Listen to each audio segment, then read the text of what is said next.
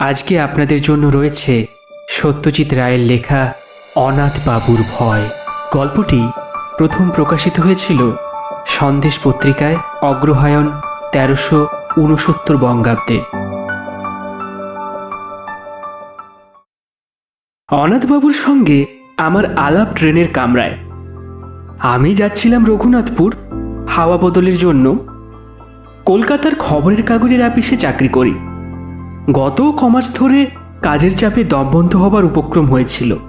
তাছাড়া আমার লেখার শখ, দু একটা গল্পের প্লটও মাথায় ঘুরছিল। কিন্তু এত কাজের মধ্যে কি আর লেখার ফুরসত জোটে? তাই আর 7-5 না ভেবে 10 দিনের পাওয়া ছুটি আর দেশতেখানে কাগজ নিয়ে বেরিয়ে পড়লাম। এত জায়গা থাকতে রঘুনাথপুর কেন, তারও অবশ্যই একটা কারণ আছে। ওখানে বিনা খরচায় থাকার একটা ব্যবস্থা জুটে গেছে। আমার কলেজের সহপাঠী বীরেন বিশ্বাসের পৈতৃক বাড়ি রয়েছে রঘুনাথপুরে। কফি হাউসে বসে ছুটিতে কোথায় যাওয়া যায় এই আলোচনা প্রসঙ্গে বীরেন খুব খুশি হয়ে ওর বাড়িটা অফার করে বলল, আমিও যেতুম, কিন্তু আমার এদিকে ঝামেলা, বুঝতেই তো পারছিস। তবে তোর কোনো অসুবিধা হবে না। আমাদের 50 বছরের পুরনো চাকর ভরদ্বাজ রয়েছে ও বাড়িতে, ওই তোর দেখাশুনো করবে, তুই চলে যা। গাড়িতে যাত্রী ছিল অনেক। আমার বেঞ্চিতে আমারই পাশে বসেছিলেন অনাথ বন্ধু মিত্র। বেটেখাটো মানুষটি, বছর 50 আন্দাজ বয়স। মাঝখানে টেরিকাটা কাঁচা পাকা চুল, চোখের চাউনি তীক্ষ্ণ, আর ঠোঁটের কোণে এমন একটা ভাব যেন মনের আনাচে কানাচে সদাই কোনো মজার চিন্তা ঘোরাফেরা করছে। পোশাক আশাকের ব্যাপারেও একটা বিশেষত্ব লক্ষ্য করলাম। ভদ্রলোককে হঠাৎ দেখলে মনে হবে তিনি যেন 50 বছরের পুরনো কোনো নাটকের চরিত্রে অভিনয় করার জন্য সেজেগুজে তৈরি হয়ে এসেছেন। ওরকম কোট, ওরকম শার্টের কলার, ওই চশমা, আর বিশেষ করে ওই বুট জুতো, এসব আর আজকালকার দিনে কেউ পরে না। অনাথবাবুর সঙ্গে আলাপ করে জানলাম তিনিও রঘুনাথপুর যাচ্ছেন। কারণ জিজ্ঞেস করাতে এ কেমন যেন অন্যমনস্ক হয়ে পড়লেন। কিংবা এও হতে পারে যে ট্রেনের শব্দের জন্য তিনি আমার প্রশ্নই শুনতে পাননি। বীরেনের পৈতৃক ভিটেটি দেখে মনটা খুশি হয়ে উঠল। বেশ বাড়ি, সামনে এক ফালি জমি, তাতে সবজি ও ফুল গাছ দুই হয়েছে। কাছাকাছির মধ্যে কোনো অন্য বাড়ি নেই, কাজেই পড়শির উৎপাত থেকেও রক্ষা। আমি আমার থাকার জন্য ভরদ্বাজের আপত্তি সত্ত্বেও ছাদের চিলে কোঠাটি বেছে নিলাম। আলো, বাতাস এবং নির্জনতা তিনটেই অপর্যাপ্ত পরিমাণে পাওয়া যাবে ওখানে। ঘর দখল করে জিনিসপত্র গোছাবার সময় দেখি আমার দাড়ি কামানোর খুর আনতে ভুলে গিয়েছি। ভরদ্বাজ শুনে বলল, হ্যাঁ, তাতে আর কি হয়েছে খোকা বাবু, এই তো কুন্নু বাবুর দোকান, 5 মিনিটের পথ, এই সেখানে গেলেই পাবে খন বিলেত। বিকেল 4টে নাগাদ চাটা খেয়ে কুন্ডুবাবুর দোকানের উদ্দেশ্যে বেরিয়ে পড়লাম। গিয়ে দেখি সেটি একটি ভালো আড্ডার জায়গা। দোকানের ভিতর দুটি বেঞ্চিতে বসে 5-7টি পৌঢ় ভদ্রলোক রীতিমতো গল্প জমিয়েছেন।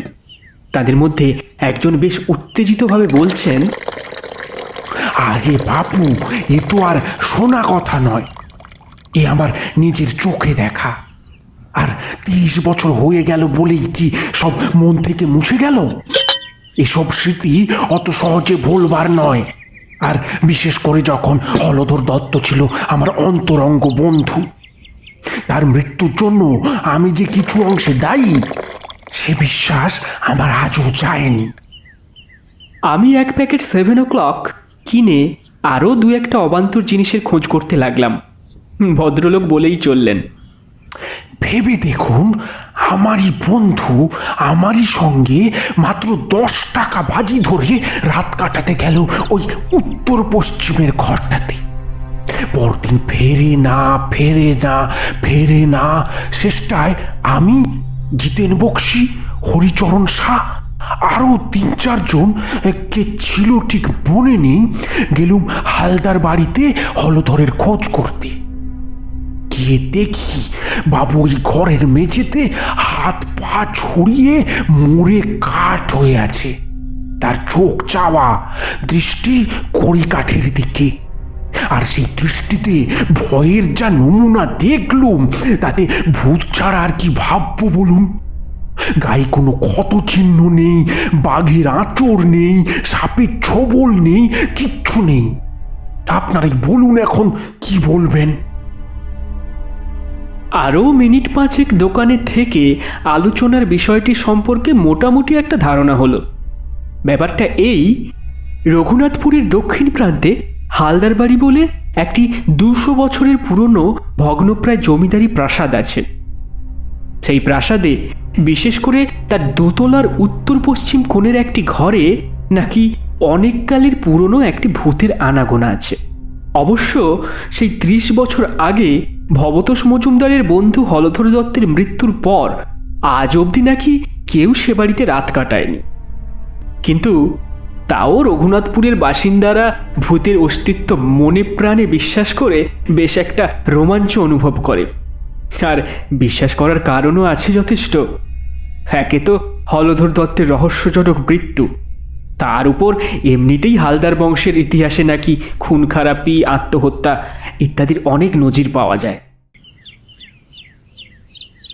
মনে মনে হালদার বাড়ি সম্পর্কে বেশ খানিকটা কৌতূহল নিয়ে দোকানের বাইরে এসেই দেখি আমার ট্রেনের আলাপি অনাথ বন্ধু মিত্রমশাই হাসি হাসি মুখ করে দাঁড়িয়ে আছেন।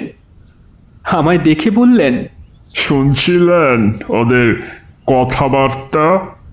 বললাম, তা একটু শুনেছি।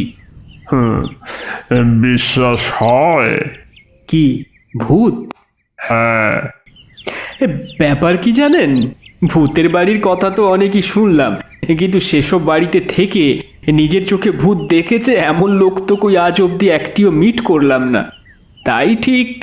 অনাথবাবু একটু হেসে বললেন, একবার দেখে আসবেন নাকি?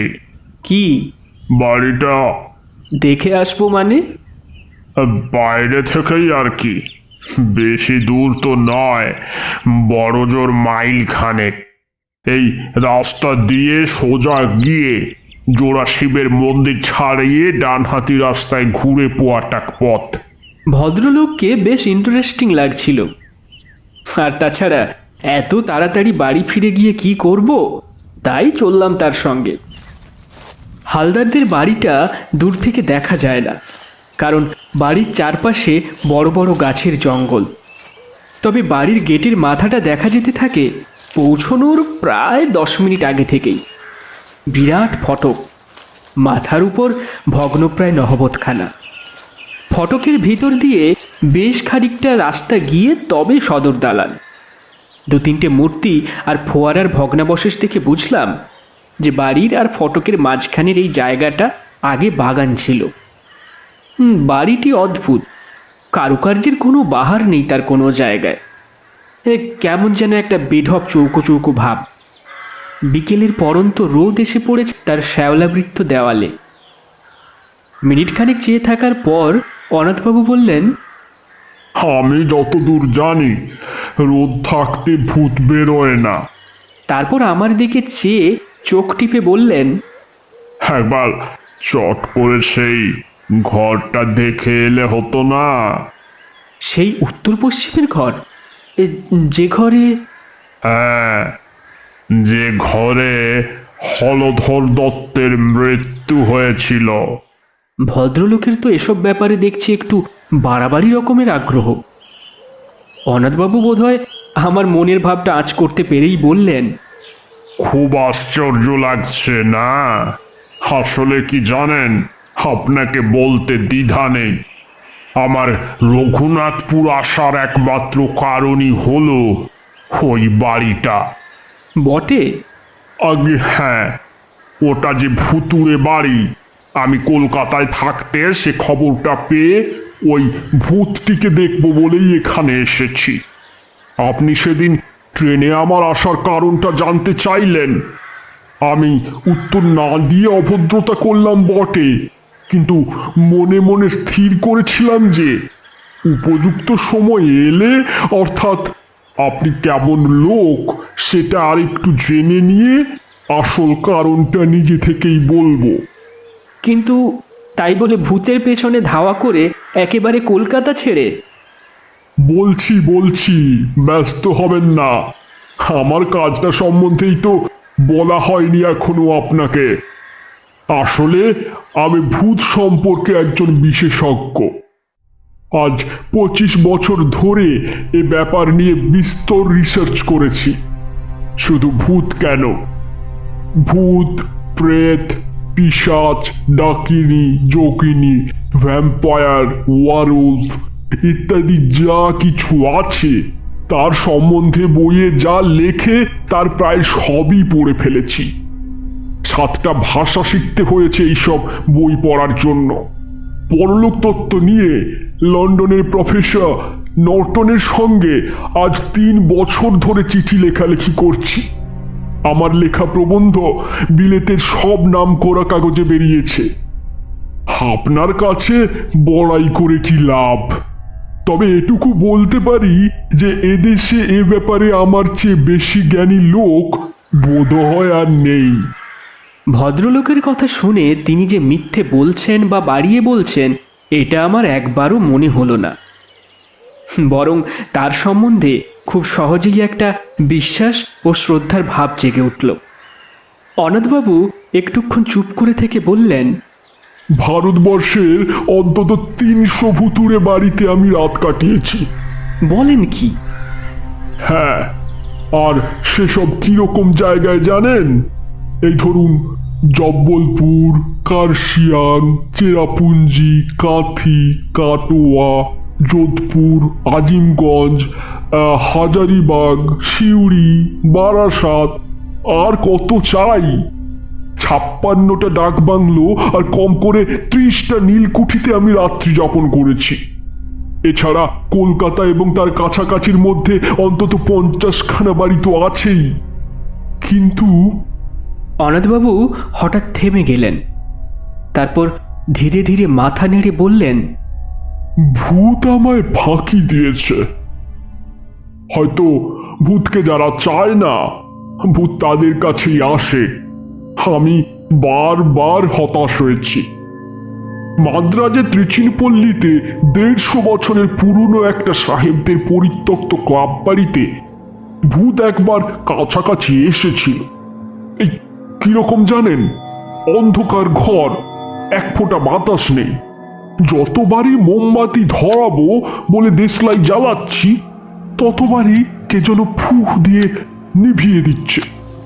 শেষটায় 13টা কাঠি নষ্ট করার পর বাতি জ্বলল, এবং আলোর সঙ্গে সঙ্গেই ভূত বাবাজি সেই যে গেলেন আর এলেন না। একবার কলকাতার ঝামাপুকুরের এক হানাবাড়িতেও একটা ইন্টারেস্টিং অভিজ্ঞতা হয়েছিল।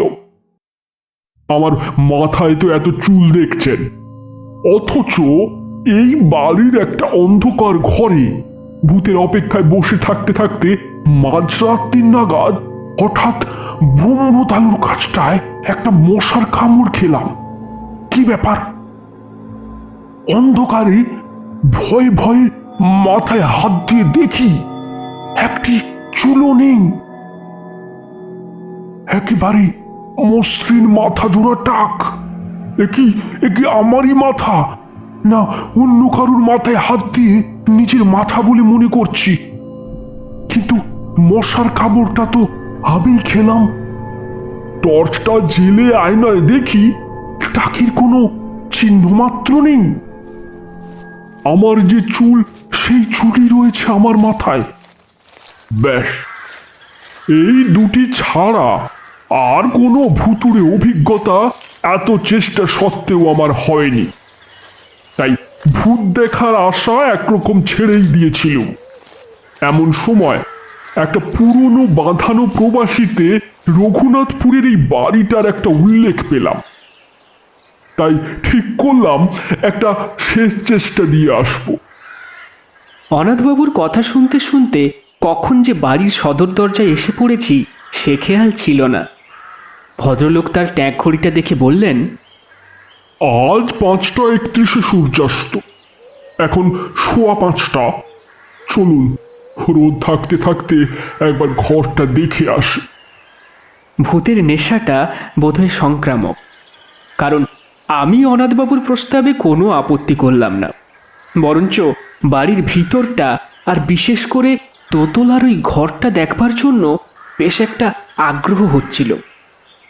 সদর দরজা দিয়ে ঢুকে দেখি বিরাট উঠোন ও নাটমন্দির। 100-150 বছরে কত উৎসব, কত অনুষ্ঠান, কত পূজা পার্বণ, যাত্রা, কথকতা এইখানে হয়েছে তার কোনো চিহ্ন আজ নেই। উঠোনের 3 দিকে বারান্দা। আমাদের ডাইনে বারান্দার যে অংশ, তাতে একটি ভাঙা পালকি পড়ে আছে এবং পালকি ছাড়িয়ে হাত 10 গিয়েই দোতলায় যাবার সিঁড়ি।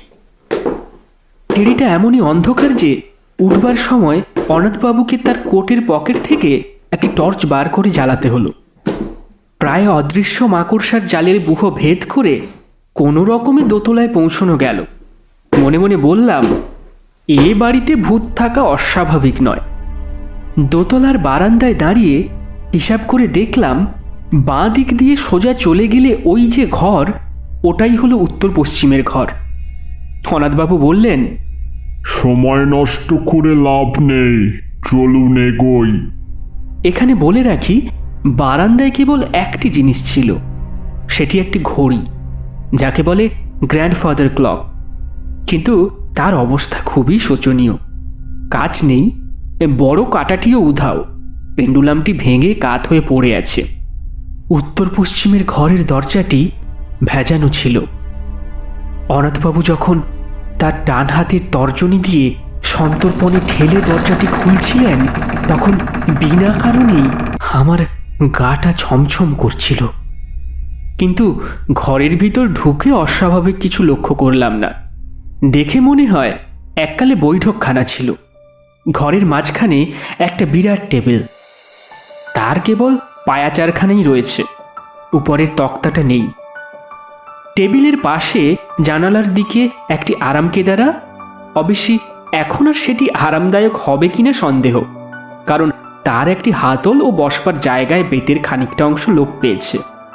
উপরের দিকে চেয়ে দেখি ছাদ থেকে ঝুলছে একটি টানা পাখার ভগ্নাংশ, অর্থাৎ তার দড়ি নেই, কাঠের ডান্ডাটা ভাঙা এবং ঝালরের অর্ধেকটা ছেঁড়া।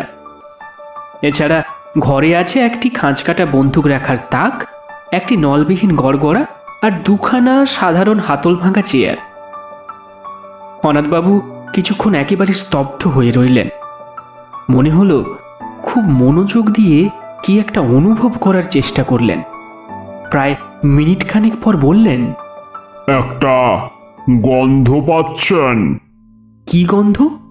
মাদ্রাজি ধূপ, মাছের তেল, হাড়, মরা পোড়ানোর গন্ধ মেশানো একটা গন্ধ। আমি বার দুয়েক বেশ জোরে জোরে শ্বাস টানলাম। অনেক দিনের বন্ধ ঘর খুললে যে একটা ভ্যাপসা গন্ধ বেরোয়, সে গন্ধ ছাড়া আর কোনো গন্ধই পেলাম না। তাই বললাম, কই, ঠিক বুঝতে পারছি না তো। অনাথবাবু আরও কিছুক্ষণ চুপ করে থেকে হঠাৎ বাঁ হাতের তেলোতে ডান হাত দিয়ে একটি ঘুষি মেরে বললেন, বহুত আচ্ছা, এ গন্ধ আমার চেনা গন্ধ। এ বাড়িতে ভূত অবশ্যম্ভাবী। তবে বাবাজি দেখা দেবেন কি না দেবেন সেটা কাল রাত্রের আগে বোঝা যাবে না। চলুন। অনাথবাবু স্থির করে ফেললেন যে পরদিনই তাকে এ ঘরে রাত্রিবাস করতে হবে। ফেরার পথে বললেন, আজ থাকলুম না, কারণ কাল অমাবস্যা, ভূতের পক্ষে সবচেয়ে প্রশস্ত তিথি। তাছাড়া 2-1টা জিনিস সঙ্গে রাখা দরকার, সেগুলো বাড়িতে রয়ে গেছে, কাল নিয়ে আসবো। আজ সার্ভেটা করে গেলুম আর কি। ভদ্রলোক আমায় বাড়ি অবধি পৌঁছে দিয়ে বিদায় নেবার সময় গলাটা একটু নামিয়ে বললেন, আর হ্যাঁ, কাউকে আমার প্ল্যানের কথা বলবেন না যেন। এদের কথাবার্তা তো শুনলুম আজকে। যা ভয় আর যা প্রিজুডিস এদের, জানলে পরে হয়তো বাধা টাধা দিয়ে আমার প্ল্যানটাই ভেস্তে দেবে। আর হ্যাঁ, আর একটা কথা, আপনাকে আমার সঙ্গে যেতে বললুম না বলে কিছু মনে করবেন না। এসব ব্যাপার বুঝলেন কি না, একা না হলে ঠিক জুৎসই হয় না। পরদিন দুপুরে কাগজ কলম নিয়ে বসলেও লেখা খুব বেশি দূর এগোলো না। মন পড়ে রয়েছে হালদার বাড়ির ওই উত্তর পশ্চিমের ঘরটায়। আর রাত্রে অনাথবাবুর কি অভিজ্ঞতা হবে সেই নিয়ে একটি অশান্তি আর উদ্বেগ রয়েছে মনের মধ্যে। বিকেলে অনাথবাবুকে হালদার বাড়ির ফটক অবধি পৌঁছে দিলাম। ভদ্রলোকের গায়ে আজ একটা কালো গলাবদ্ধ কোট, কাঁধে জলের ফ্লাক্স আর হাতে সেই কালকের 3 সেলের টর্চ। ফটক দিয়ে ঢুকবার আগে কোটের দু পকেটে দুহাত ঢুকিয়ে দুটো বোতল বের করে আমায় দেখিয়ে বললেন, এই দেখুন, এটিতে রয়েছে আমার নিজের ফর্মুলায় তৈরি তেল। শরীরের অনাবৃত অংশে মেখে নিলে আর মশা কামড়াবে না। আর ওই দ্বিতীয়টিতে হলো কার্বলিক অ্যাসিড। ঘরের চারপাশে ছড়িয়ে দিলে সাপের উৎপাত থেকে নিশ্চিন্ত। এই বলে বোতল দুটো পকেটে পুরে টর্চটা মাথায় ঠেকিয়ে আমায় একটা সেলাম ঠুকে ভদ্রলোক বুট জুতো খটখটিয়ে হালদার বাড়ির দিকে চলে গেলেন। রাত্রে ভালো ঘুম হলো না। ভোর হতে না হতে ভরদ্বাজকে বললাম আমার থার্মোফ্লাক্সে দুজনের জন্য চা ভরে দিতে। চা এলে পর ফ্লাক্সটি নিয়ে আবার হালদার বাড়ির উদ্দেশ্যে রওনা দিলাম। হালদার বাড়ির ফটকের কাছে পৌঁছে দেখি চারিদিকে কোনো সাড়া শব্দ নেই। অনাথবাবুর নাম ধরে ডাকবো না শটান দোতলায় যাব তাই ভাবছি। এমন সময় হঠাৎ শুনতে পেলাম, ও মশাই, এই যে এদিকে। এবার দেখতে পেলাম অনাথবাবুকে প্রাসাদের পূব দিকের জঙ্গলের ভিতর দিয়ে বেরিয়ে আমার দিকে হেঁটে আসছেন। তাকে দেখে মোটেই মনে হয় না যে রাত্রে তার কোনো ভয়াবহ বা অস্বাভাবিক অভিজ্ঞতা হয়েছে। আমার কাছে এসে হাসতে হাসতে হাতে একটা নিমের ডাল দেখিয়ে বললেন, আর বলবেন না মশাই, 8 ঘন্টা বনে বাদারে ঘুরছি এই নিম ডালের খোঁজে। আমার আবার দাঁতনের অভ্যেস কিনা। ফস করে রাত্রির কথাটা জিজ্ঞেস করতে কেমন বাধো বাধো ঠেকল। বললাম, চা এনেছি, এখানেই খাবেন নাকি বাড়ি যাবেন? চলুন না, ওই ফোয়ারাটার পাশটায় বসে খাওয়া যাক। গরম চায়ে চুমুক দিয়ে একটা তৃপ্তিসূচক শব্দ করে আমার দিকে ফিরে মুচকি হেসে অনাথবাবু বললেন, খুব কৌতূহল হচ্ছে না? আমি আমতা আমতা করে বললাম, হ্যাঁ, মানে তা একটু। বেশ, তবে বলছি শুনুন। গোড়াতেই বলে রাখি, এক্সপিডিশন হাইলি সাকসেসফুল। আমার এখানে আসা সার্থক হয়েছে। অনাথবাবু এক মুখ চা শেষ করে দ্বিতীয় মুখ ঢেলে তার কথা শুরু করলেন। আপনি যখন আমায় পৌঁছে দিয়ে গেলেন তখন 5টা। আমি বাড়ির ভেতরে ঢোকার আগে এই আশপাশটা একটু সার্ভে করে নিলাম। অনেক সময় ভূতের চেয়ে জ্যান্ত মানুষ বা জানোয়ারের থেকে উপদ্রবের আশঙ্কা বেশি থাকে। যাই হোক, দেখলুম কাছাকাছির মধ্যে সন্দেহজনক কিছু নেই। বাড়িতে ঢুকে একতলার ঘরগুলোর মধ্যে যেগুলো খোলা হয়েছে সেগুলো একবার দেখে নিলাম। জিনিসপত্র তো আর একদিন ধরে বিশেষ পড়ে থাকার কথা নয়। একটা ঘরে কিছু আবর্জনা আর আরেকটার কড়ি কাঠে গুটি চারেক ঝুলন্ত বাদুড় ছাড়া আর কিছুই চোখে পড়ল না। বাদুড়গুলো আমায় দেখেও নড়ল না, আমিও তাদের ডিস্টার্ব করলুম না। 6:30 নাগাদ দোতলার ওই আসল ঘরটিতে ঢুকে রাত কাটানোর আয়োজন শুরু করলুম। একটা ঝাড়ু এনেছিলুম, তাই দিয়ে প্রথমে আরাম কেদারাটিকে ঝেড়ে পুছে সাফ করলুম। কদিনের ধুলো জমেছিল তাতে কে জানে। ঘরের মধ্যে একটা গুমোট ভাব ছিল, তাই জানালাটা খুলে দিলুম।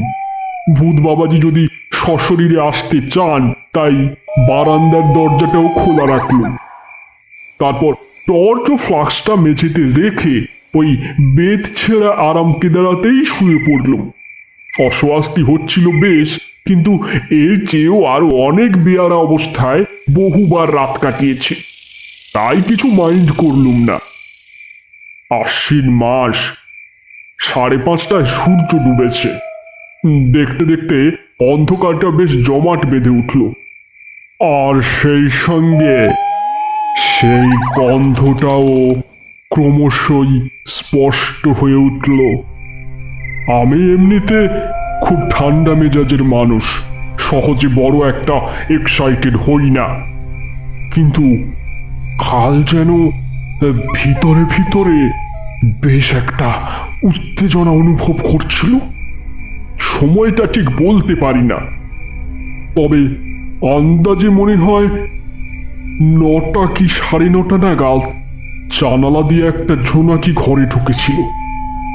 সেটা মিনিট খানেক ঘোরাঘুরি করে আবার জানালা দিয়েই বেরিয়ে গেল। তারপর কখন যে শেয়াল ঝিঁঝির ডাক থেমে গেছে, আর কখন যে আমি ঘুমিয়ে পড়েছি সে খেয়াল নেই।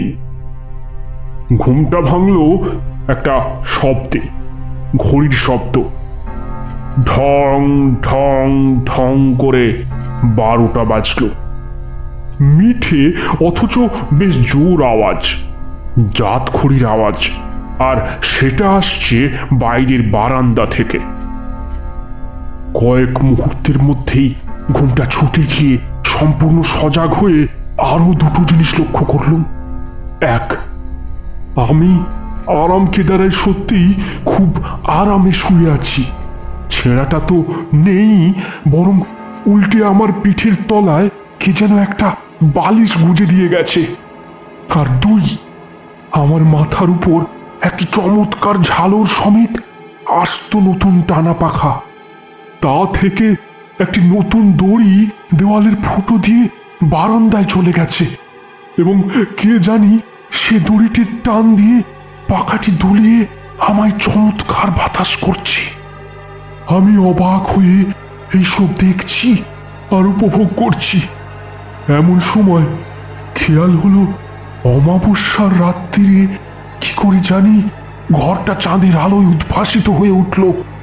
তারপর নাকে এলো চমৎকার একটা গন্ধ। পাশ ফিরে দেখি কে জানি একটা আলবোলা রেখে গেছে, আর তার ভিতর থেকে ভুর ভুর করে বেরোচ্ছে একেবারে সেরা অম্বুরি তামাকের গন্ধ। অনাথবাবু একটু থামলেন, তারপর আমার দিকে ফিরে হেসে বললেন, হ্যাঁ, বেশ মনোরম পরিবেশ নয় কি? আমি বললাম, শুনে তো ভালোই লাগছে। আপনার রাতটা তাহলে মোটামুটি আরামেই কেটেছে। আমার প্রশ্ন শুনে অনাথবাবু হঠাৎ গম্ভীর হয়ে গেলেন। খানিকক্ষণ অপেক্ষা করে আমি আর ধৈর্য রাখতে না পেরে বললাম, তাহলে কি সত্যি আপনার কোনো ভয়ের কারণ ঘটেনি? মানে ভূত কি আপনি দেখেননি? অনাথবাবু আবার আমার দিকে চাইলেন। এবার কিন্তু আর ঠোঁটের কোণের সেই হাসিটা নেই। ধরা গলায় ভদ্রলোকের প্রশ্ন এলো, আচ্ছা, পরশুদিন যখন আপনি ঘরটায় গেলেন তখন পরিকাঠের দিকটা ভালো করে লক্ষ্য করেছিলেন কি? আমি বললাম, তেমন ভালো করে দেখিনি বোধহয়। কেন বলুন তো? অনাথবাবু বললেন, ওখানে একটা বিশেষ ব্যাপার রয়েছে, যেটা না দেখলে বাকি ঘটনাটা বোঝাতে পারবো না। চলুন। অন্ধকার সিঁড়ি দিয়ে উঠতে উঠতে অনাথবাবু কেবল একটি কথা বললেন, আমার আর ভূতের পেছনে ধাওয়া করতে হবে না সীতেশ বাবু, কোনো দিনও না। সে শখ মিটে গেছে। বারান্দা দিয়ে যাবার পথে ঘড়িটায় চেয়ে দেখলাম সেই রকমই ভাঙা অবস্থা। ঘরের দরজার সামনে পৌঁছে অনাথবাবু বললেন, চলুন। দরজাটা ভেজানো ছিল। আমি হাত দিয়ে ঠেলে ঘরের মধ্যে ঢুকলাম। তারপর দু পা এগিয়ে মেঝের দিকে চোখ পড়তেই আমার সমস্ত শরীরে একটা বিস্ময় ও আতঙ্কের শিহরণ খেলে গেল। বুট জুতো পরা ও কে পড়ে আছে মেঝেতে, আর বারান্দার দিক থেকে কার অট্টহাসি হালদার বাড়ির আনাচে কানাচে প্রতিধ্বনিত হয়ে আমার রক্ত জল করে আমার জ্ঞান বুদ্ধি চিন্তা সব লোপাট পাইয়ে দিচ্ছে। তাহলে কি?